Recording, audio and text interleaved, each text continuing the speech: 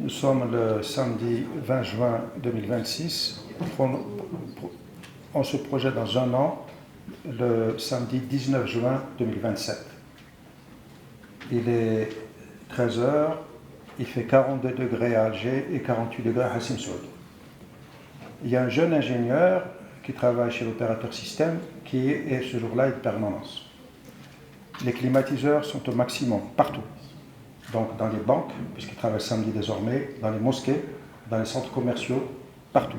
Donc l'ingénieur surveille, il est très inquiet. Il y a le transport, il y a un réseau de haute tension qui risque de saturer. Au même moment, il y a une centrale, la centrale de Mriyal par exemple, celle de Tendla, 200 MW qui d'ici là sera connectée au réseau. Il y a un passage nuageux, ça arrive, parce qu'à Tendla il y a un microclimat à cause du lac du côté du Bois Abdallah, ça arrive souvent. Donc en quelques millisecondes, il y a à peu près 200 MW qui ne sont pas injectés dans le réseau. Donc panique générale, l'ingénieur fait son job, il prend son téléphone, il appelle ses collègues, ils actionnent la centrale thermique qui a été mise en réserve la veille, parce que les gens d'opérateur système, tous les jours, ils prévoient à N+1 ce qu'on appelle une réserve tournante. Ils actionnent une centrale thermique, ils injectent de la puissance et ça rentre dans l'ordre. Bien. Ça, c'est une réponse musclée. C'est la gestion actuelle en défense qui est faite quotidiennement par les gestionnaires du réseau. Imaginons qu'il y aurait une smart grid. Qu'est-ce qui serait passé à ce moment-là? Au même moment que l'alerte se déclenche, donc les 200 MW qui sont extraits du réseau pendant quelques millisecondes, première action déclenchée en temps réel, il y a l'onduleur de la centrale qui injecte de la tension pour ramener l'énergie réactive à son niveau de respect de la fréquence. Ça, c'est la première action en temps réel. La deuxième action, le système va là où il y a de la consommation importante. À ce moment-là, par exemple, il baisse l'énergie consommée par les stations de dessalement de 5% pendant 10 minutes et aussi en temps réel, donc il actionne le hedging des appels de puissance des climatiseurs. Ça, c'est le smart grid qui est un peu le cerveau. Donc il y a la façon de gérer le réseau de manière musclée ou avec le cerveau. Alors le smart grid, ce n'est pas une vue de l'esprit du tout.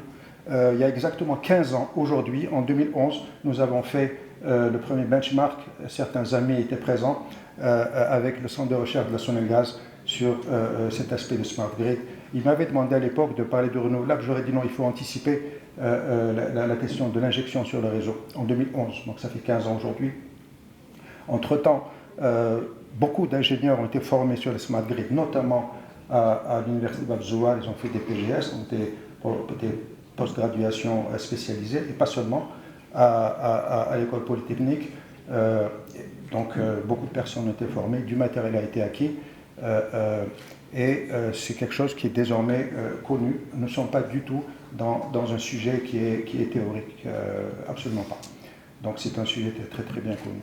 Pour le renouvelable, juste un petit rappel méthodologique. Là, aujourd'hui, nous allons parler principalement du photovoltaïque. Pour l'histoire, il est important de rappeler que nous avons quand même une centrale extrêmement importante de concentration solaire qui est située à Hassermel, donc 150 MW. Il faut quand même rappeler, c'est important, c'est la première centrale au monde de concentration solaire en utilisant donc des miroirs paraboliques avec un tube coloporteur. Cette expérience-là a été copiée intégralement au Maroc, principalement et pas seulement, à Ouarzazate en particulier. J'ajoute, et là c'est important, que très souvent on assimile la concentration solaire à la production d'électricité. Il est important de citer que la concentration solaire produit de la chaleur aussi. Aujourd'hui, avec la concentration solaire, toujours avec des miroirs paraboliques mis dans un coffre en béton, on peut arriver à produire de la chaleur de l'ordre de 400-500 degrés jusqu'à 800 degrés. Donc c'est un rappel méthodologique important. Alors pour Très bien. Alors pourquoi parler d'optimisation maintenant? Mes prédécesseurs ont parlé d'énergie totale ou d'énergie finale. Moi, je vais parler d'énergie primaire. Donc aujourd'hui, les chiffres ont déjà été cités, je ne vais pas les reprendre. On sait que le solde exportateur donc, recule. Ma méthode, c'est pour chaque slide, je vais tirer un enseignement pour arriver à ma problématique de fin. Donc le premier enseignement, c'est que clairement notre modèle est sous pression. Ça a été largement démontré ce matin avec beaucoup plus de détails que je le fais maintenant. Donc nous sommes tous d'accord que plus la consommation interne augmente, plus elle réduit notre capacité d'exportation et notre marge de manœuvre. Je pense que tout le monde est d'accord là-dessus. Et c'est un débat qui a été porté publiquement au plus haut niveau. Alors, pourquoi parler d'optimisation maintenant? Si on parle de production d'énergie primaire, je rappelle que l'énergie primaire, c'est une énergie qui n'a pas encore été transformée. Les exportations ont reculé, ça a déjà été cité. Alors, je tiens à dire que les chiffres que je cite aujourd'hui n'ont fait l'objet d'aucune extrapolation. Je me suis appuyé sur une seule source, et une seule qui est incontestable, c'est le rapport officiel énergétique du ministère des hydrocarbures et des mines. J'ai pris seulement 6 chiffres et rien d'autre.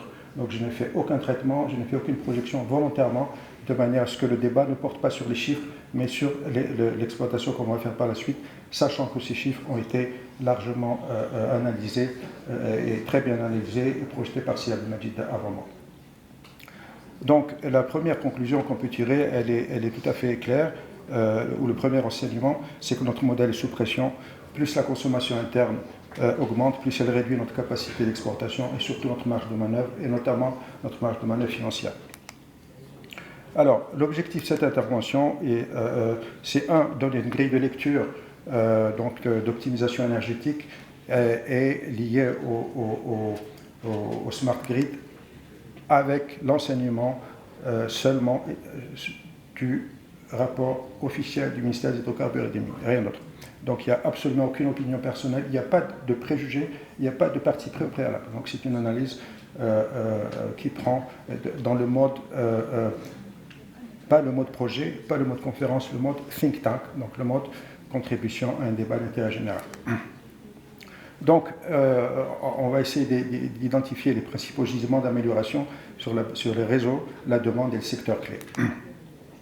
Évidemment, on va essayer de suggérer des axes d'action concrets pour les acteurs du système énergétique.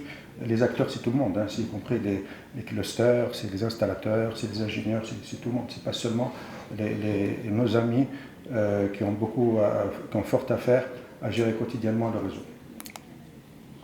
Alors, évidemment, la méthode, elle est simple, c'est donc analyser quelques éléments structurants du système énergétique à 2024. Les choses ont beaucoup évolué, comme ça a été rappelé tout à l'heure. Nous sommes tous d'accord qu'en 2024, le système est toujours dominé par le gaz. Donc, la production d'énergie primaire est de 169 millions de tonnes équivalent pétrole. Alors, comment est structurée cette production primaire? Ça a été rappelé ce matin, le gaz naturel 58%, le pétrole brut 31%, le condensat GPL et l'électricité primaire et renouvelable qui constitue donc le reliquat, si j'ose dire, qui reste. La puissance électrique installée était de 26,2 gigawatts contre 25,5 gigawatts en 2023, donc il y a une augmentation de plus de 2,6% de puissance maximale installée. Entre-temps, bien entendu, depuis 2024, la puissance installée a été largement augmentée.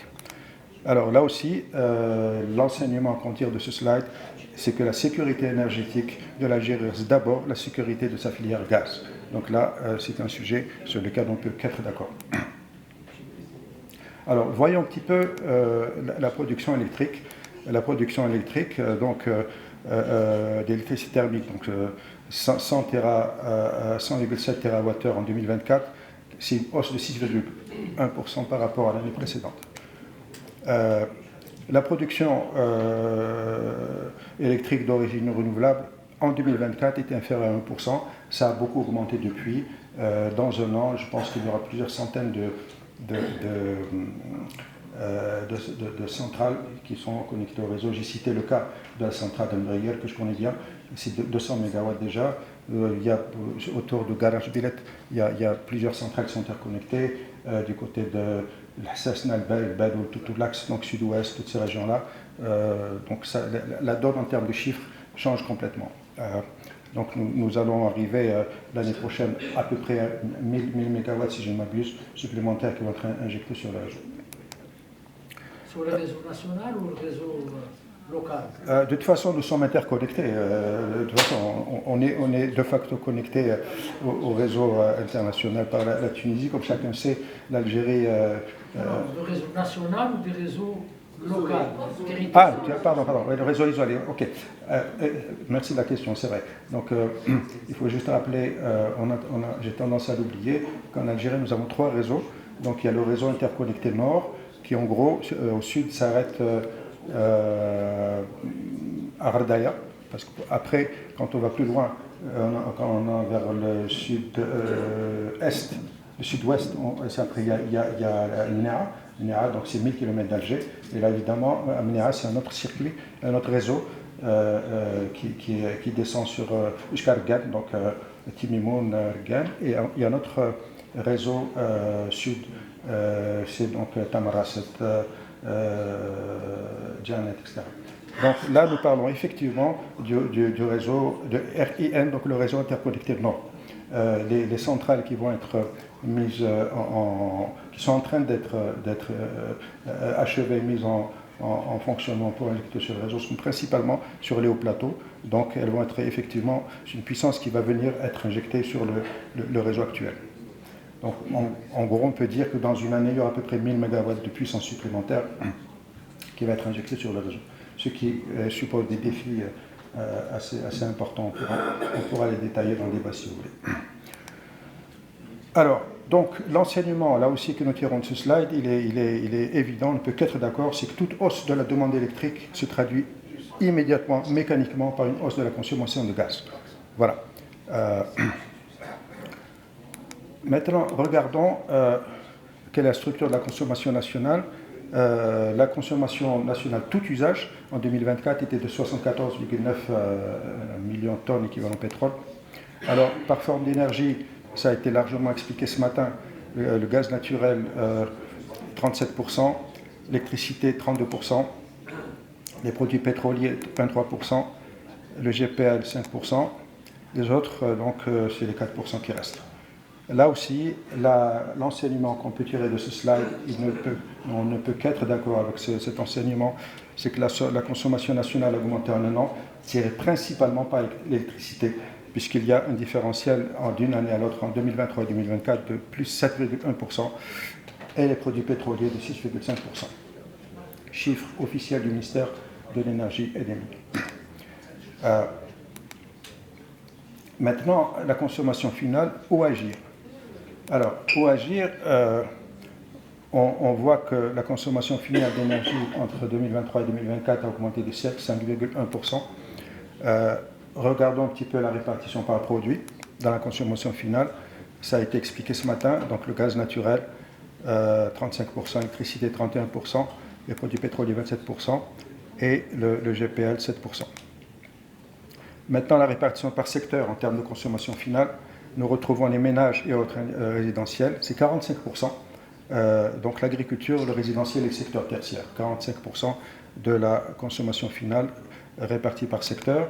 Nous avons les transports, dont la part n'est pas négligeable, 30% dans la consommation finale, et l'industrie, les BTP, y compris les matériaux de construction, ça c'est un clin d'œil à notre ami, 25%. Là, nous tirons un enseignement, c'est exactement le champ de prédilection des smart grids qui doivent cibler en priorité la demande en gaz et électricité dans 3 secteurs, le ménage, le tertiaire, le transport et l'industrie. Alors, faisons un focus rapidement donc, sur le ménage, le tertiaire et les pointes estivales.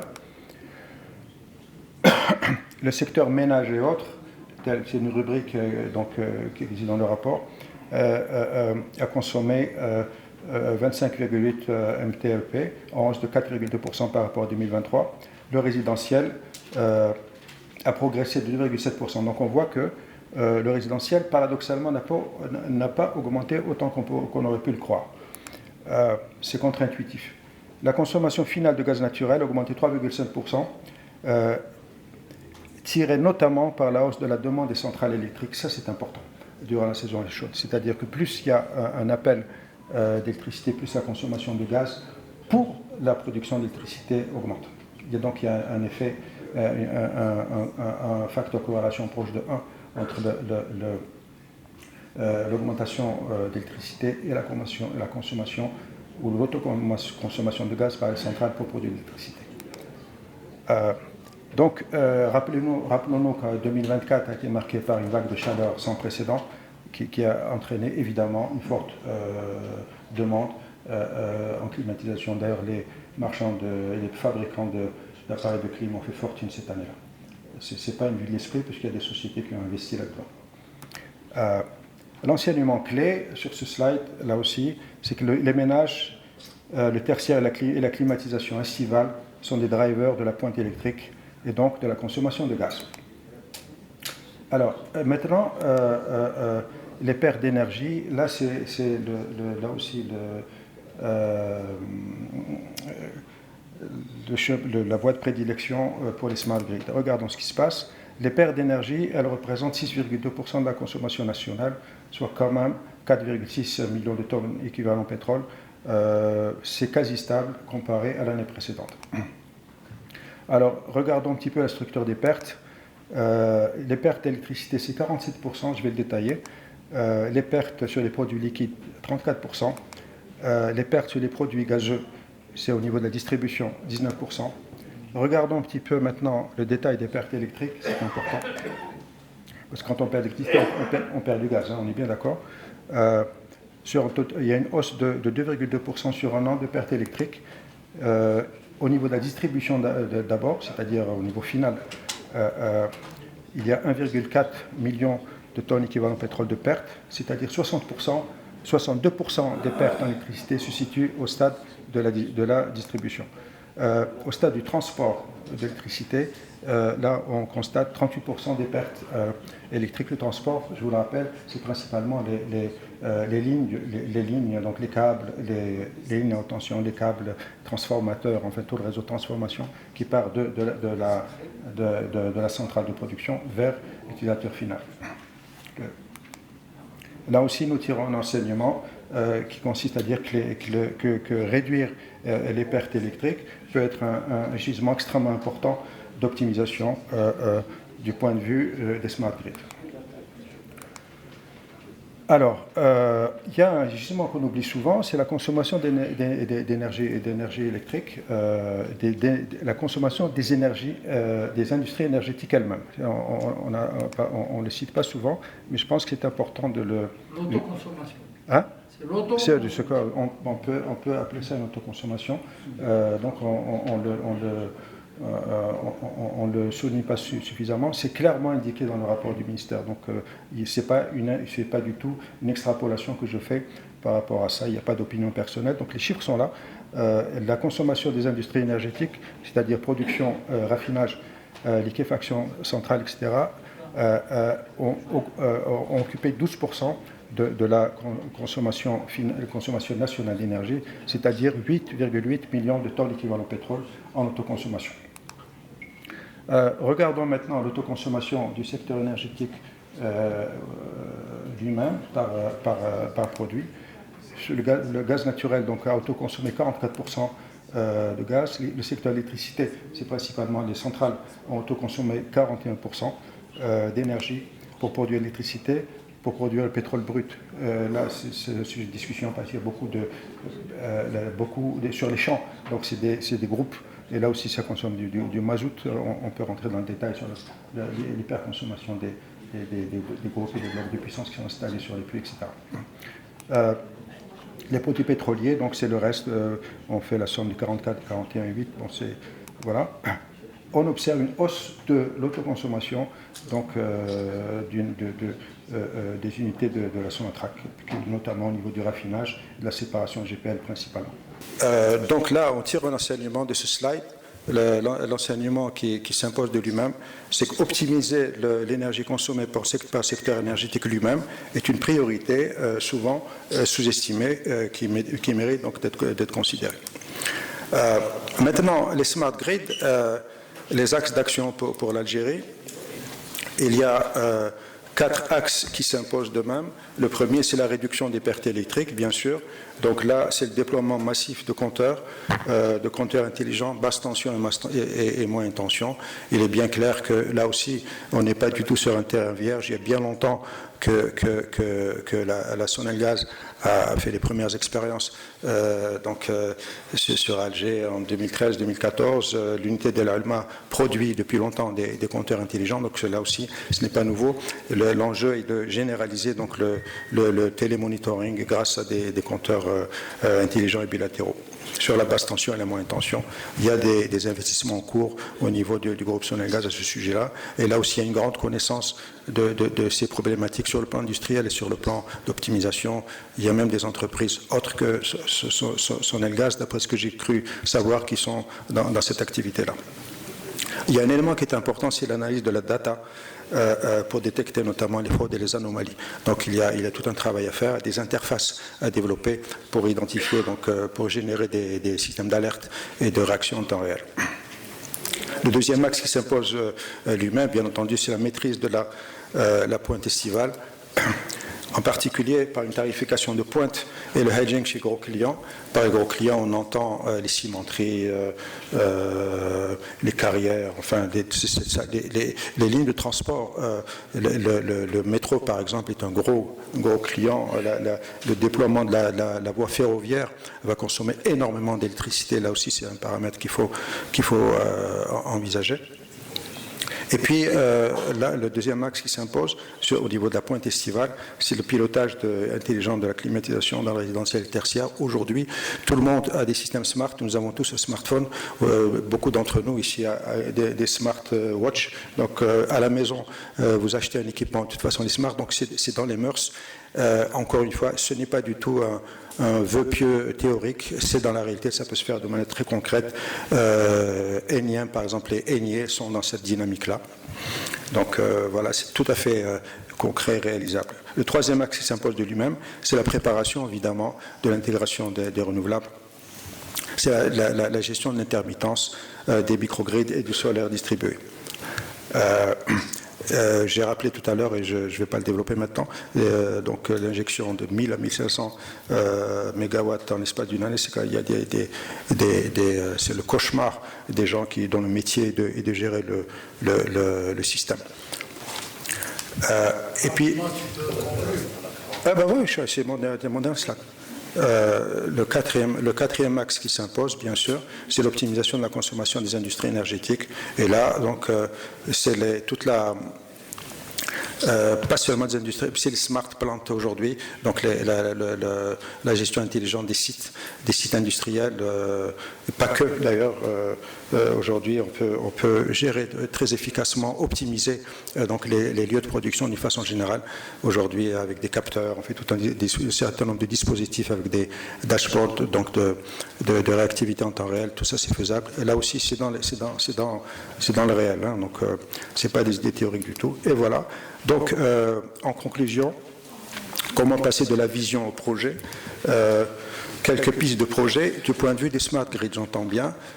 Donc, il peut y avoir des projets pilotes de réduction des pertes dans les zones, alors pas n'importe où, dans les zones à forte intensité de fraude et de pertes techniques. Donc, c'est un travail très chirurgical. Hein. Donc, là où il y a des zones à forte intensité de fraude et de pertes techniques, par exemple, en tenter, quand vous regardez la région sur les ménages, quand vous regardez la région de Sidi Bou Abdallah, par exemple, ou la région de Bouinan, au même moment, en tenté, le profil de consommation de ces deux agglomérations-là n'est pas le même. Donc là, il y a vraiment un travail très très fin à faire en termes de gestion des pertes dans ces régions-là. Développer des projets de gestion estivale, évidemment, de la pointe dans les quartiers résidentiels et tertiaires. Accompagner évidemment les opérateurs et les pouvoirs publics dans la définition d'une feuille de route Smart Grid. Et voilà. Donc en conclusion, ce que je peux dire, c'est que nous sommes tous concernés pour jouer un rôle de plateforme d'expertise, de démonstration et surtout de partage d'expérience. Et je vous remercie de votre attention. Merci, Nasser.